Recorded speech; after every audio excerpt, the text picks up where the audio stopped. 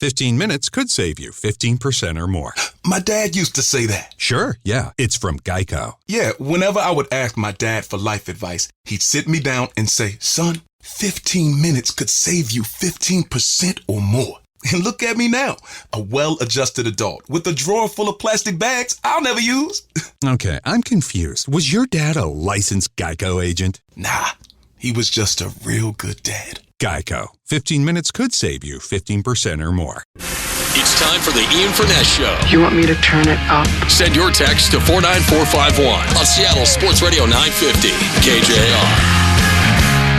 Hello, Seattle. Happy Monday.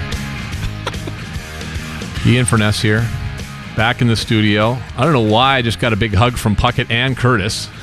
They've never been excited to see me before. I have no idea why that is. I don't know what happened here last week. I'm at a loss. I'm confused. If you know why, for the first time ever, Curtis and Puckett were both saying, man, it's so good to have you back. That's why I'm just kind of subdued right now. I have no idea what. I'm very confused. 49451 is the Coors Light text line. Tell me why those guys. I have no idea.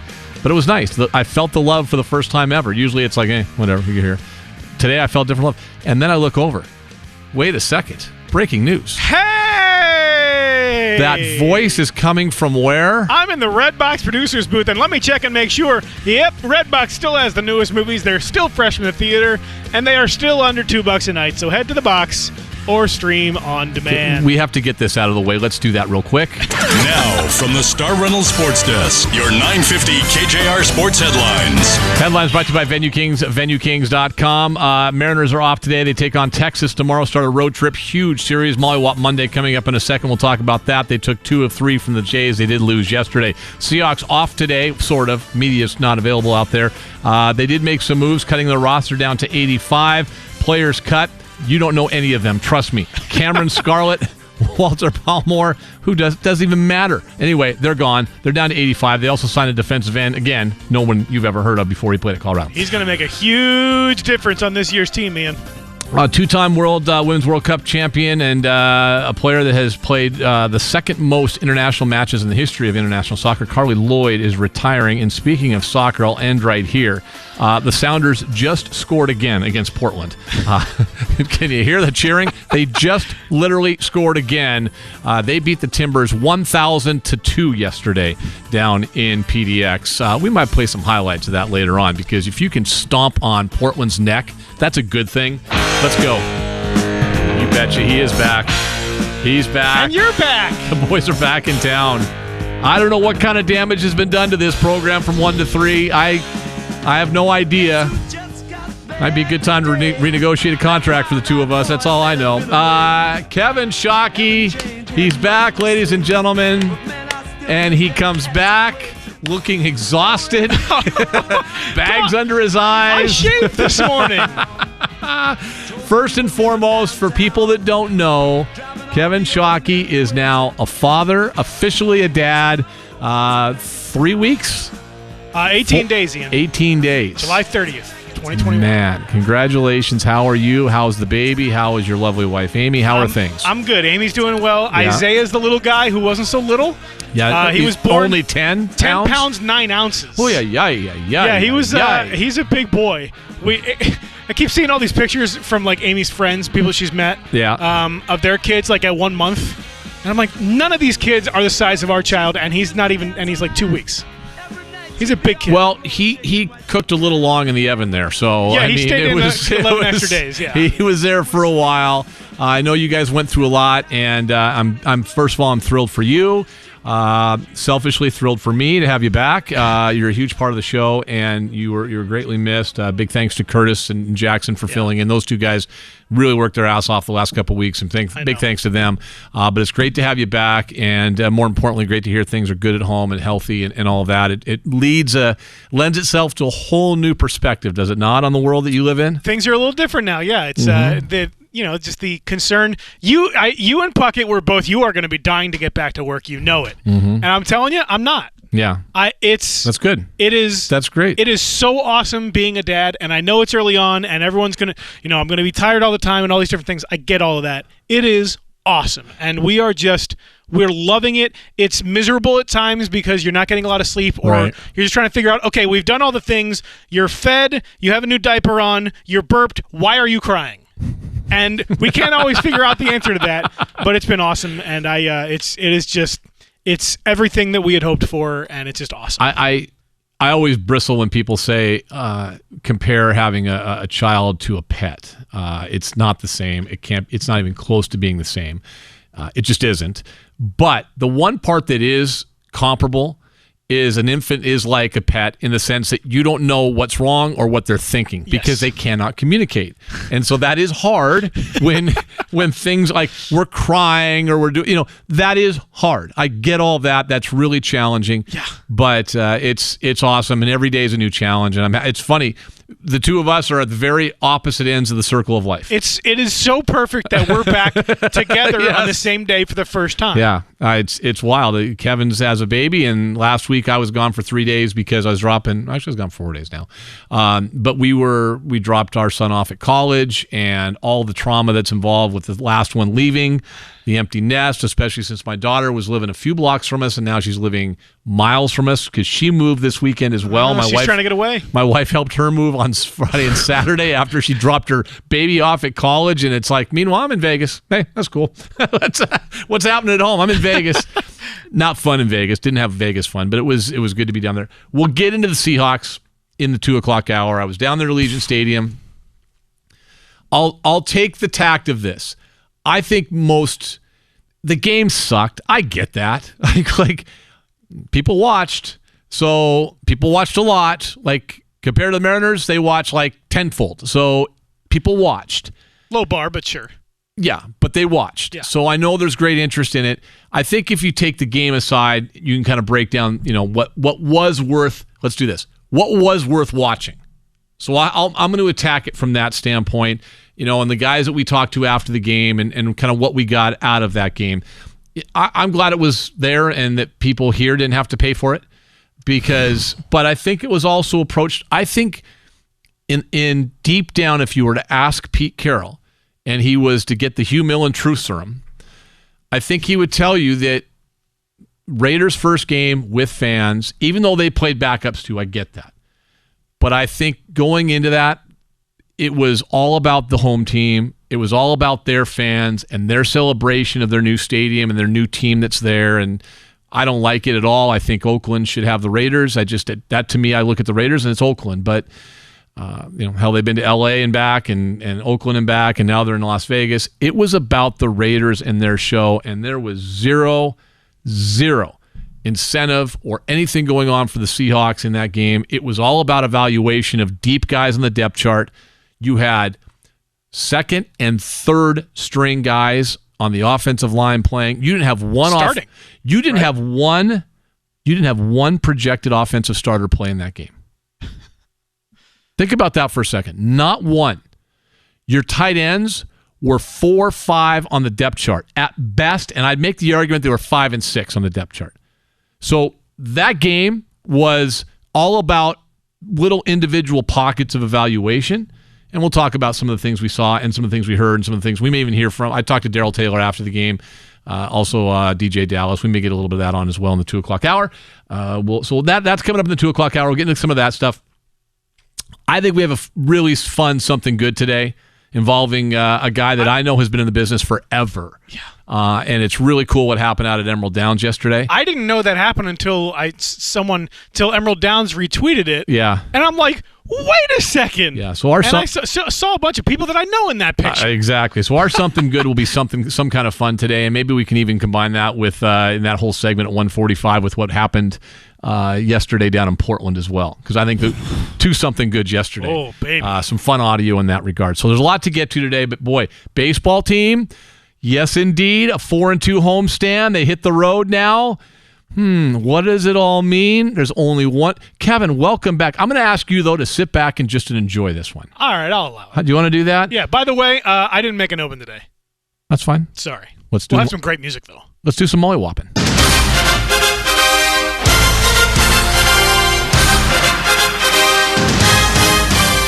All right, here we go. Mollywop time. Yes, indeed, and a Mollywop baby edition as well. Kevin is going to be kind of in and out of this, but first of all, as Nathan Bishop, Chris Crawford join us right now. We did this a couple weeks ago, and you guys can be my witness and let Kevin know. We actually got on the air and it worked, right? I was able to figure out how to do this damn thing.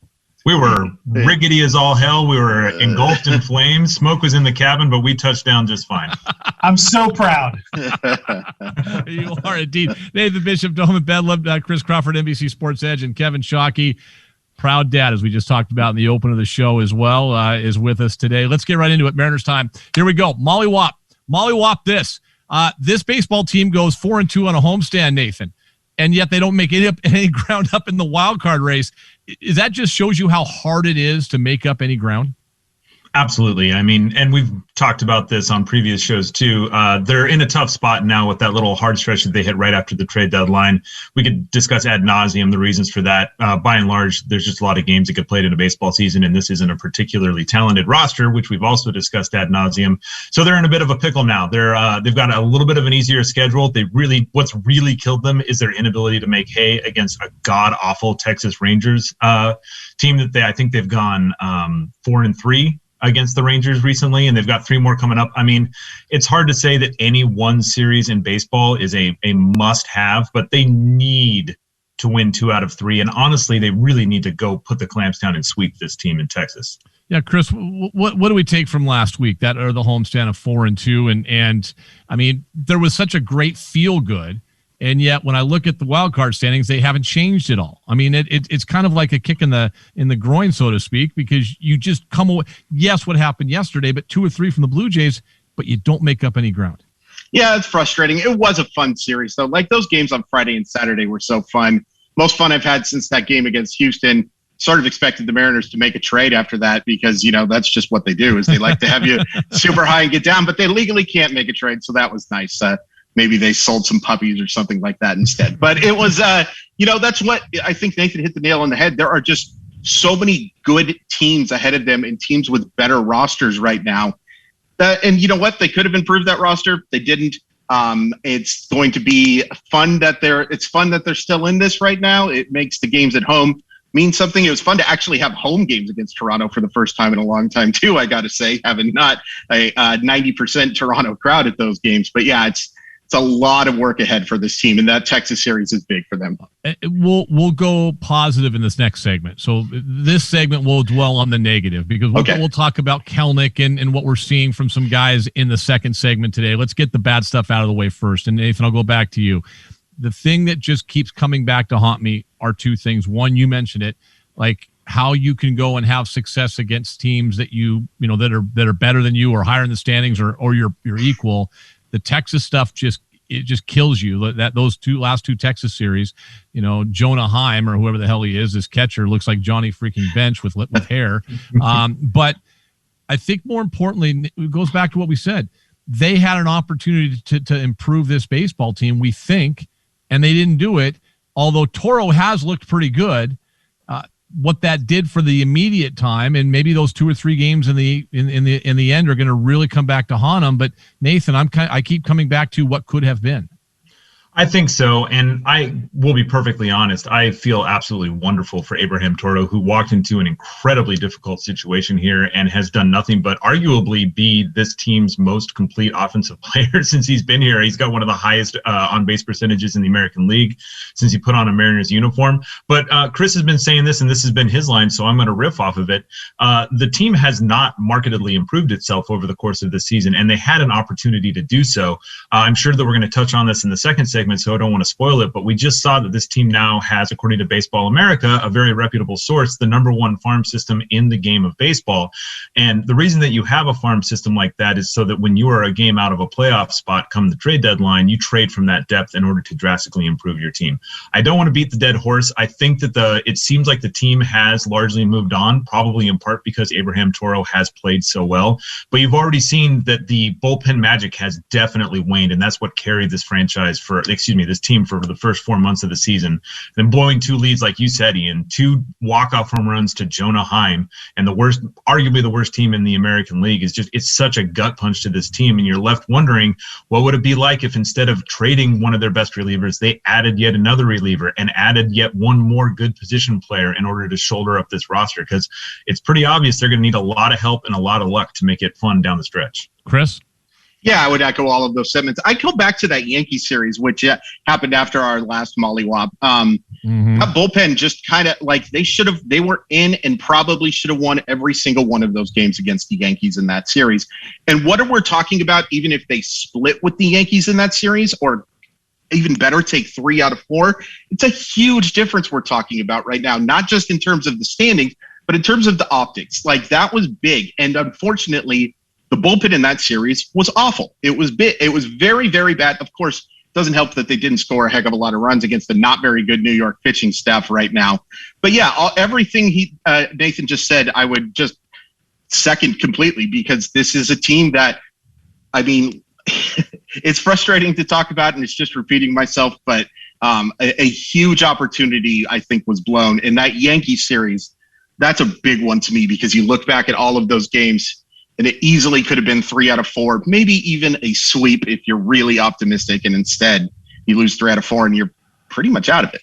Well, Mollywop Monday, by the way, Nathan Bishop, Dolan Bedlam, Chris Crawford with me, Ian Furness here. That's the thing I keep coming back to as well, fellas, is that as much as, and Nathan said it at the start, it's a long baseball season. It's a long baseball season, but there are certain stretches and series that hurt more than others, and for different reasons.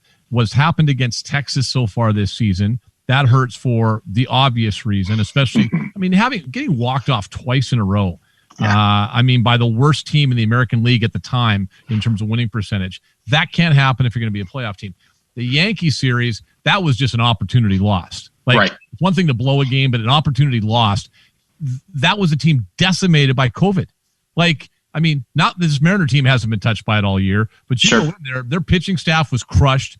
And then they lose, a big acquisition and a big bat as well.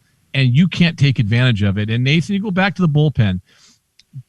Is it a house of cards, though, if you've been being carried all year by a bullpen anyway? I think that here's what I would say about the bullpen. I don't think that the way that the bullpen has pitched has been a mirage. This isn't a quote. Yes, this bullpen has been, I think, playing a little bit over their head, but that's because they have played, to their credit, extremely well. The bullpen, the guys in that bullpen, day after day have answered the call. They've bailed out a below-average offense. They've bailed out a really inconsistent starting rotation. What I think is the very fickle nature of what relief pitching is. We're talking about measuring guys 2 or 3 batters, 1 inning at a time. So a guy can look great in one outing, and then he can come out and just look terrible. And the classic example that I always draw to this is the 2014 and 2015 teams. The 2014 team, which almost made the playoffs on the back of nothing but Felix Hernandez and one of the greatest bullpens that this franchise has ever seen, rounded into shape, looking like a real contender in 2015, and had all those relievers fall completely on their face. And of course, that season utterly bombed.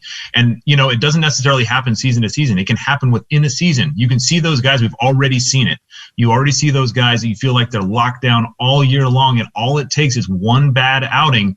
And I don't like to talk a lot about things like bad juju. That's not analytics. That's not deep statistical analysis. But, it feels like a lot of times the bullpen is the one spot that can run a lot on vibes. And when you get some bad vibes in that bullpen and one guy starts blowing stuff and then another guy starts blowing stuff, it can really steamroll on, it can really snowball on a team. And it's when that's what you're depending on every single day, it feels very, very tenuous. Chris?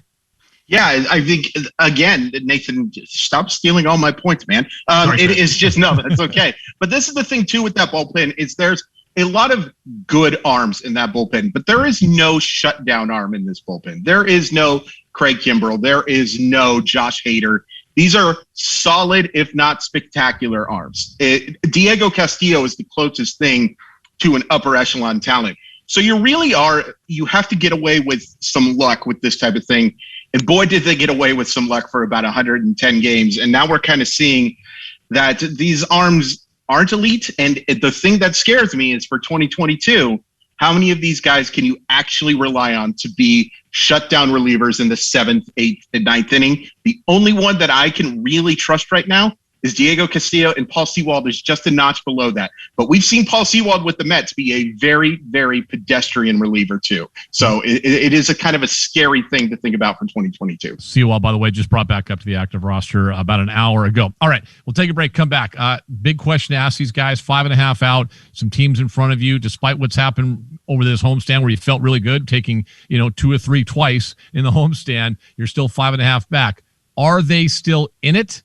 Are they still playing relevant baseball games? That's question number 1 coming up next segment. And let's talk about whether it's Toro or Kelnick and some of the good things we're seeing and how sustainable is it down the road, what we're watching right now. Who's sustainable? How much of 2022 are we watching? Nathan and Chris, Molly Watt Monday, coming back with more on 950 KJR. Now back to Ian Furness on 950 KJR AM. Also at 95.7 KJR FM HD2. Free on the iHeartRadio app. Play 950 KJR on your smart speakers. And streaming at sportsradiokjr.com.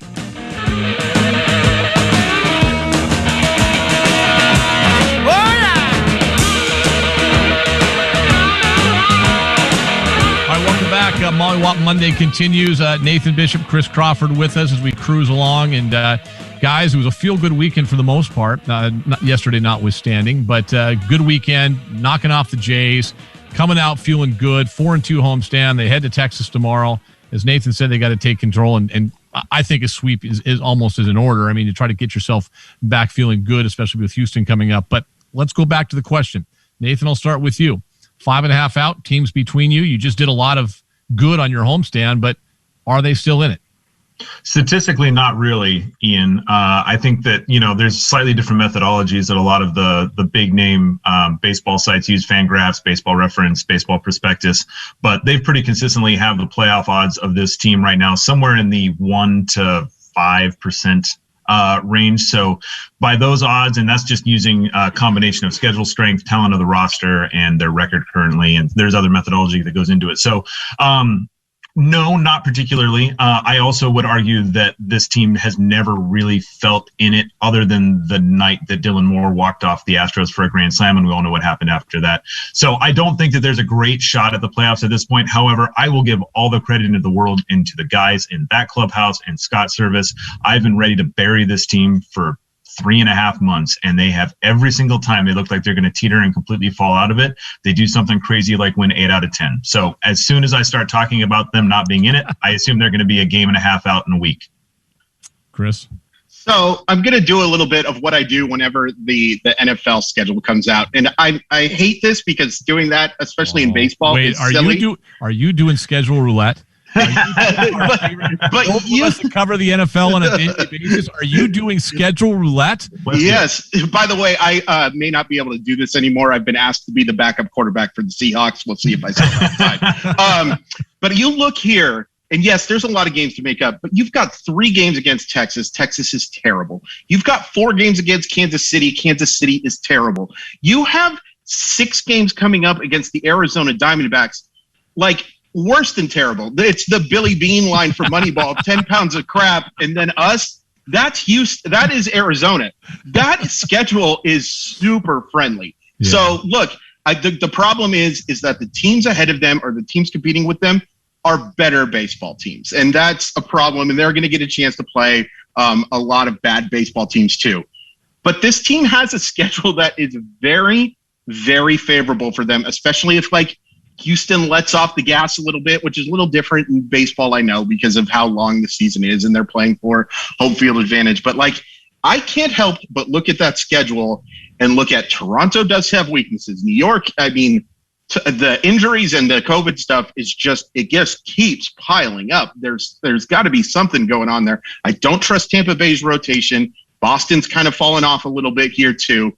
Because of the friendliness of this schedule, thank you very much for the Diamondbacks and the Royals coming up in these coming months. I think they've got a shot. It's very unlikely, but just that alone gives them a little bit of a shot. Yeah, I guess that's what's exciting, though, is just play relevant games. Exactly. And just play relevant games in August and September. And, I think the relevancy comes in the next 7 days too. And we go back to what Nathan said. I mean, you've got this team that this next series starting tomorrow. You've got to do damage. Yeah, you got to do damage against them and give yourself a chance, especially with a tough series coming up after that. Let's talk in the last few minutes here, guys, about some of the good things. What's sustainable, Chris? What's sustainable? What we're seeing? What's sustainable? I hate looking forward. I'm so sick of it. I'm 20 damn years. But when we watch this, because nobody wants to see a team that they're going to tear apart and all these pieces that have been fighting, scrapping all year aren't here next year. What's sustainable for next year? So kind of interestingly, there's some sustainable stuff in this lineup, especially what I've seen from Kelenic lately. And look, I never really gave up on him. I thought that they needed to either S or get off the pot with him a little bit, deciding on if he's a regular or not. But we've seen that swing he put on that homer he hit the other night is as pretty a swing as you will ever see in your entire life. I think he's going to be a star. I think first base and second base are now taken care of for next year. Ty France and Abraham Toro can hit. That is your starting side of that infield. You've got a lot of question marks at some other positions. And then I know he was bad on Sunday, but everything you've seen from Logan Gilbert suggests that this is close to a top of the rotation starter for the most part, too. For whatever reason, the fastball usage was absolutely asinine. I hope people were asking Scott Service about that, because why he wasn't using his secondary pitches against that lineup especially is insane to me. But those are the exciting parts to me. And also, what I've seen from Marco Gonzalez has been really encouraging lately as well. That's a solid mid-rotation starter, too. Still concerned about metrics there, but you're seeing him pitch more like a mid-rotation starter. There is a lot of things to be excited about, I think. Yeah, Nathan, I mean, Logan Gilbert's start yesterday notwithstanding, I mean, we've seen enough body of work with Logan Gilbert to be excited. What kind of gets you fired up for looking ahead, and whether it be Kelenic or others? Yeah, I mean, now it's Chris's turn to steal everything that I'm going to say. This is why he's lead off all the time. Out of the way. But I was absolutely going to touch on that Jared Kelenic home run. I mean, the number of guys in Major League Baseball at any age or any ability level that can drive a ball the opposite way out of T-Mobile Park the way that kid did against Toronto earlier this week is a very small number. And to see him do that in his rookie year at 21 years old, I mean, that is special stuff. That's the swing to dream on as a Mariner fan, because I think when we're talking about sustainability, and Ian, we're kind of like, shooting off like a little mini party about having relevant games in August and September, that we as fans, and I know that we're all in the same boat here, we need to not settle for that anymore. We're not just ready for relevant games in August and September. We want a team that's 5, 6, 7 games in the division lead in August and September. That should be the expectation. I think that's what we all want in 2022. So I agree that Kelenic is probably the foundational part of that.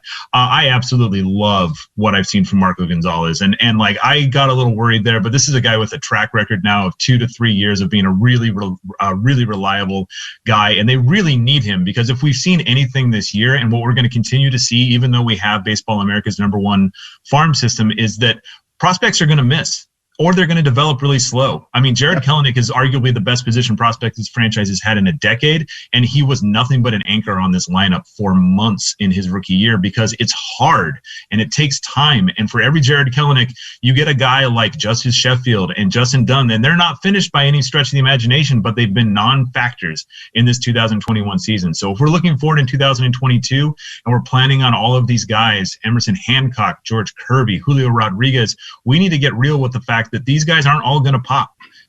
There's going to be plenty of misses in there. And so we are looking for the guys on the big league roster they're going to cut. I really want to see, I was talking to somebody earlier today. We haven't seen much of Cal Raleigh playing recently, and what we have seen hasn't been super exciting so far.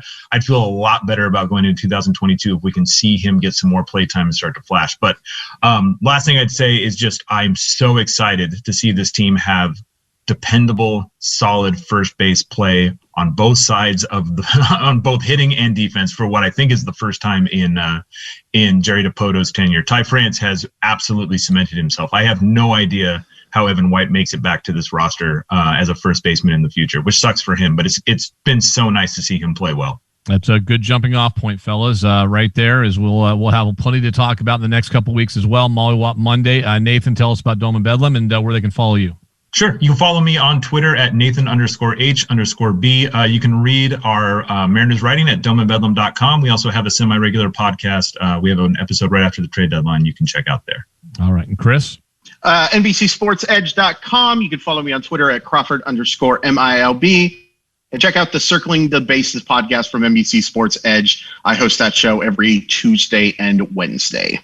And to wrap things up, fellas, on this Molly Wop Monday, Chris, is there any early scouting on the Shockey child? Are we getting any early indications? 80 grades all around. Has overcome a questionable thought. No, he's definitely 80 grade. I look forward to him being featured in Perfect Game in a couple of years. Philadelphia already calls right now. And what's going to end up happening? He'll be drafted by the Mets.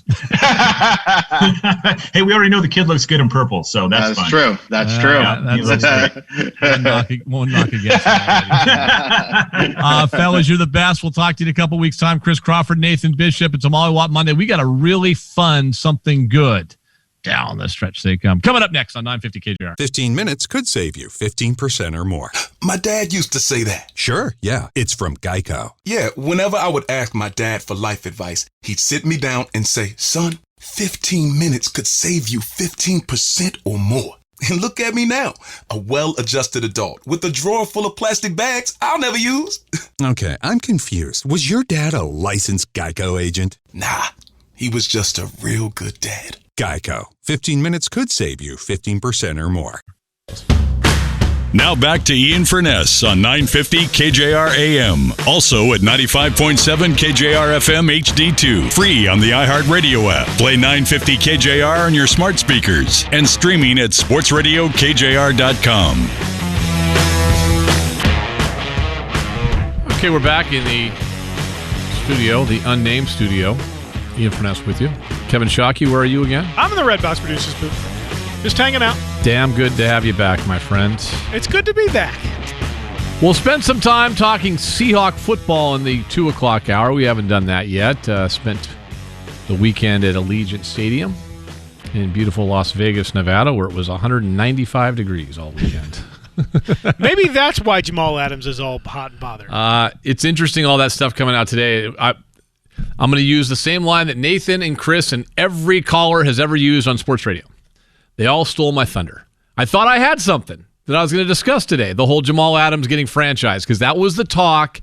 In fact, Kandata and Bell and myself and some others went out after the game late on Saturday. Dugas? No, Michael was he went cool. back and watched the game again. He's too cool for us, man. He doesn't want to hang out with us old guys. I get that. I wouldn't hang out with us either. We're old guys. He doesn't want to hang out with us. But separately and around, that was the word around from the Seahawk people on Saturday is that, sorry, Jamal. And we'll get to that coming up in the 2 o'clock hour. Boy, that is a juicy topic right there. And it makes all the sense in the world. And so we'll get to that coming up. Well, also, I brought back here. Look at it. Can you see through the glass at all? Can you see the yellow on my depth chart at all? You got yellow? The highlights? No, there's not enough light in there. I can't see. Basically, what I did is I highlighted who was starting. and kind of going through like in the first quarter before I lost interest. Actually, I didn't. You're a professional. Of course, you stayed locked in. Well, there's nothing else to do. I'm in Vegas. Can't go have fun in Vegas. I'm in a stadium and masked up, and here we are. You could have. No, I had this stuff to do post game. So anyway, I went through there, and it's just amazing to see who didn't play. Yeah. Especially when you go on a depth chart. First, second, third. See, 1, 2, 3. Basically, you list 4 strings. First through 4th string. Are you saying that first column didn't have a lot of active participants? One side did. One side of the football did more than people are maybe talking about or giving it credit for. All right, 2 good things happened in the past 24 hours. Where do we want to start? Well, it seems to me like we should probably start with something that involved not 1, not 2, not 3, not 4. Not 5, but 6 goals. Nice ball in behind this time, the header on target, and that is a big save. What a chance that was for Rui Diaz. Super ball in behind from Kellen Rowe, and the Sounders still coming forward. Rolled on, and another save, and the rebound is smashed home. The Sounders have the opening goal. João Paulo, a little bit of space for him to drive into. He's got options either side. And that hit right at the top corner, out of absolutely nothing. The Sounders have a second goal, and I said Freddie Montero likes to play against Portland. What a day he is having. Raul Rui Diaz from the edge of the penalty area into the top corner. What an absolute stunner from Raul Rui Diaz. Absolutely no chance for the goalkeeper. And what a response from the Sounders yet again. They've retaken the lead on a stunning free kick goal. And João Paulo over this. Nicola Dero with the hit, the goalkeeper with the save, and it's the quick action of Raul Ruiz-Diaz. Well, it's a goalkeeping blunder, Ruiz-Diaz. That's a goal scorer's instinct, and the Sounders once again have a 2-goal cushion. And it's that man, the MLS top scorer, Raul Ruiz-Diaz. And he delivers in, all the way out, Medranda! Oh my word! Well, if you thought Ruiz-Diaz hit his strike well, wait till you see Jimmy Medranda's goal. Unbelievable!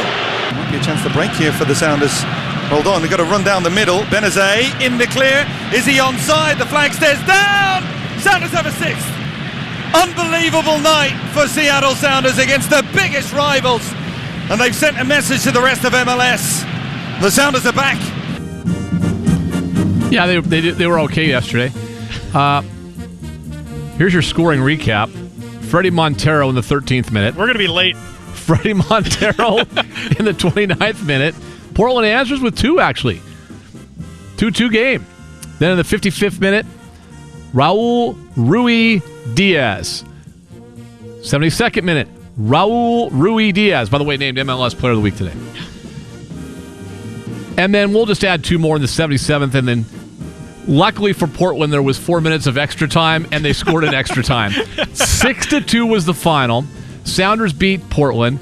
113th meeting all time between these teams dating back to 74 and the old NASL, 75, I guess, the old NASL days, the North American Soccer League. Seattle all time, 56, 42, and 15 against Portland. 14, 10, and 7 in the MLS regular season games as well. Most combined goals ever between these two teams. More importantly, you got to wear this one, Portland.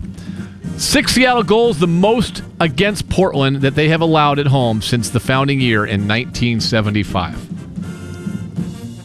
If they would have gone 98 minutes, they'd score 10 more. They kicked their ass all over the place. Awesome night. Good for the Sounders. Fun night. You know a good description of that game. Classic ass kicking is what it was. Hey, let's do this. We used to always do this when I was producing sports at Como for Bruce King. He'd always say, hey, just give me the stretch run at Long Acres. Give me the stretch at Long Acres. That's how we ended every sportscast. The last 20 seconds of the sportscast, right before the Ask Bruce segment, the stretch for the night's race at Long Acres. Well, no longer do we have Long Acres, and rest in peace, the great Bruce King. We no longer have him with us either. But we do have the Long Acres Mile. Take a listen to the stretch, and we'll tell you why it was so significant to so many of us here.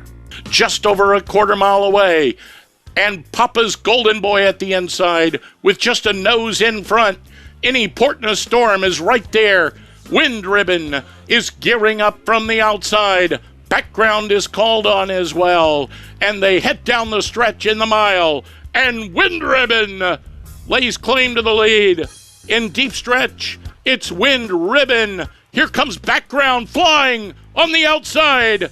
And Background just up. Darn indeed. Background was the winner of the Long Acres Mile yesterday. Too bad for you. No, too good for you, sir. Rocco Bowen was up. He was the jockey. Trained by Mike Puich. Owned by, out of Normandy Park, Bob and Molly Rondo. Oh, my. Oh, my, indeed. Bob Rondo. Just go down, son. Actually, I'm totally naked. Say what? What do we do? I can't believe I'm doing this. Jawohl for the German. Oh, indeed. Mike Puich and Rondo have been friends forever. Bob's been owning horses there since the early 80s when he was working over at Como, and has been involved in the horse game for a long time. It's the first time he's entered a horse in the Long Acres Mile, and he gets a win. And in the biggest race of the year, the 86th running of the Long Acres Mile, came from way back, did his horse background, 8 lengths off the pace in the backstretch, and came back to win that race. His horse had been racing in the Midwest. His jockey, Rocco Bowen, had been riding in the Midwest as well. Very emotional scene afterwards. Congratulations to Bob and Molly Rondo. Having worked alongside Bob for many years over at Como TV, I know his passion for horse racing is immense. And it's a labor of love if you're owning a horse as well. You don't get a lot out of it financially most of the time. Maybe in breeding you do, but really you just do it because you love the sport. And Bob has done it for so long, so I'm really excited for him. Mike Puich has been training horses since way back in the day at Long Acres as well. He's one of the legendary trainers out there. So congratulations to them. As background, the winner of the Long Acres Mile yesterday. 1:36 3/5 was the running time as well. $2 win paid off $6.60, we should mention, too, for those of you that had juice on it. Congrats, Bob. 4-year-olds and up. 1 mile. Long Acres Mile. Get your head in the game, Hamilton. Come on. And Jay Ham was there. Elise was there. Yeah. I saw the picture and I was like, oh, hey, that's Jason Hamilton. Somebody replied, I think that's Elise. Oh, my God, Elise is there, too. Basically, the Husky Broadcast alumni group that was there. So good for them. Where was Chuck? I don't know. Maybe Chuck was there. Was Chuck taking the picture? I bet Chuck, Sam Atkins, and Bill Swartz were all there. They were probably all there today. That was so cool. Sandy might have been there, too. They were all there. Everyone was there. Congratulations to Bob and Molly. All right, we'll take a break, come back, jump into some Seahawks conversation, including Jamal Adams, the latest there, coming up next. Switching to Geico is a good idea, especially when you consider everything. First off, Geico makes it easy to switch. They have licensed agents available 24/7 online or over the phone. But if it's so easy, you might start thinking everything is easy, even big wave surfing. And it's not. It's actually quite difficult. Well, if you switch to Geico, you could save hundreds on car insurance. And you could keep saving by bundling your motorcycle, boat, and RV, plus your home or renter's insurance. But saving money might lead you to make some questionable purchases, like a 20-foot feather boa. And do you know how hard it is to clean a 20-foot feather boa? Well, they do have an industry-leading mobile app you can use to pay your bill, file and manage a claim, or add a new driver. But when life gets a little easier, it makes you too confident, and you start calling everyone Ace. And you're better than that. Well, Geico has a 97% customer satisfaction rating and has been saving people money for 85 years. It's hard to beat that. But you're right. Switch to Geico. It's obviously a good idea.